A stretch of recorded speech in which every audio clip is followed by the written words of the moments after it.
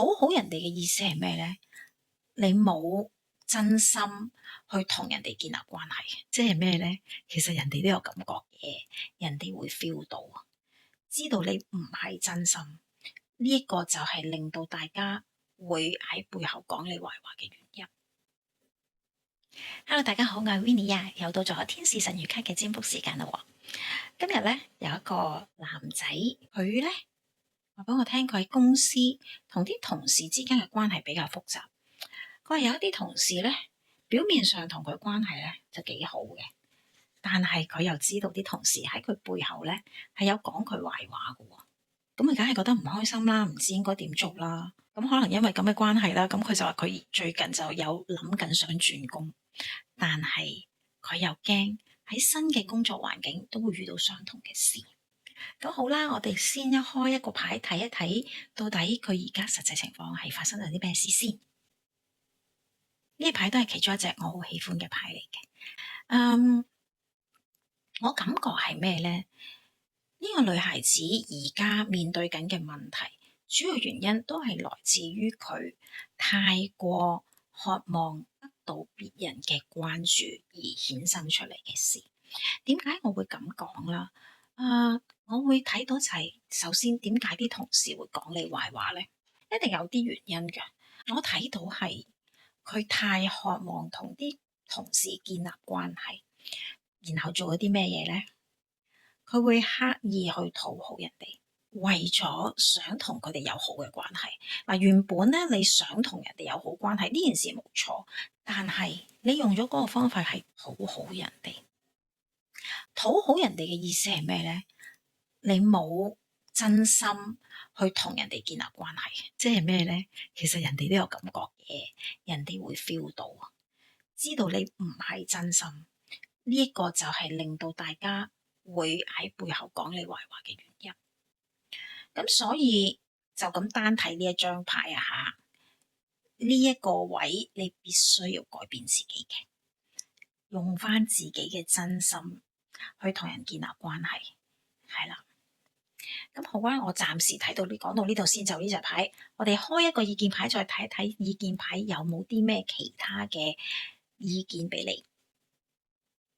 呢一隻牌呢，我睇到嘅意思係，雖然你好想同其他人建立好嘅關係，本身呢件事冇錯嘅，絕對，不過要小心啲，唔需要為咗和睦而去和睦嘅，要尊重翻自己，其實都同埋建立關係唔等於冇安全嘅距離同界線，因為你係有少少討好型人格嘅人，咁我相信呢個係同你自身原生家庭係有關嘅。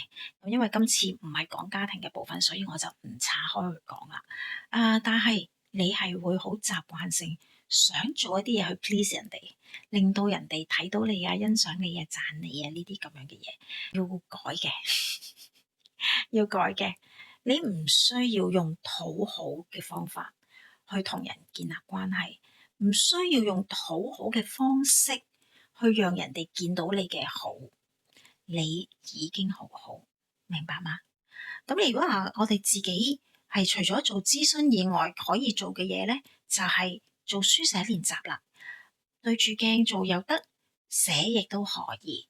望住塊鏡做，話俾自己聽，陳小明，我值得俾人愛，我已經好好，我好完整，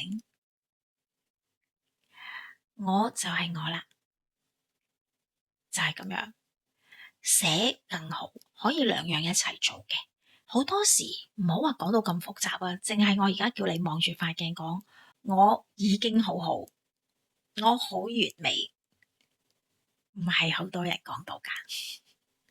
你以為好簡單，其實一啲都唔簡單。我哋好多時嘅唔開心，我哋覺得人哋講我哋壞話，好多時係我哋自己批判咗自己，對自己最 harsh 嗰個，其實係我哋自己，我哋都唔知。所以喺呢一個狀況之下呢，希望你記住，你已經好好噶啦，你值得有更好嘅嘢。你想人哋關注你，首先你要關注翻自己先啦，知唔知啊？你唔愛自己，人哋點愛你呢？係唔係？呢一個真係永遠的關鍵，永遠的關鍵。你唔愛自己，人哋愛唔到你噶。個解釋好簡單，如果人哋對你好，你淨係會覺得呢樣嘢都唔係我想要嘅，然後你推開。我明嘅，譬如可能人哋請你食蛋撻，你唔中意食蛋撻，然後你推開佢，你話我唔食蛋撻嘅咁，但係其實人哋俾個蛋撻你嘅意思背後並唔係俾個蛋撻你咁簡單，佢想表達俾你知，佢哋對你好，珍惜你呢一個人，咁你可以攞咗，你俾其他人都得噶嘛，係咪？你接收咗呢份心意先。當然你都可以 say no 嘅，但係 say no 咧都要有一個好嘅技巧，唔係話我唔食蛋撻㗎，你冇俾我，唔係咁樣。我咧呢排肥咗啊，蛋撻就唔食啦。不過咧，我知道你份心意，我好多謝你啊！你買蛋撻都記得我，你真係好啦。類似係咁樣，咁人哋咪會覺得舒服好多咯。咁你話肥咗唔食蛋撻，人哋都明白噶嘛，係咪？呢啲說話嘅方法咧係好重要，我哋係要識嘅。係啊，我哋係要識噶，要學習下，好冇？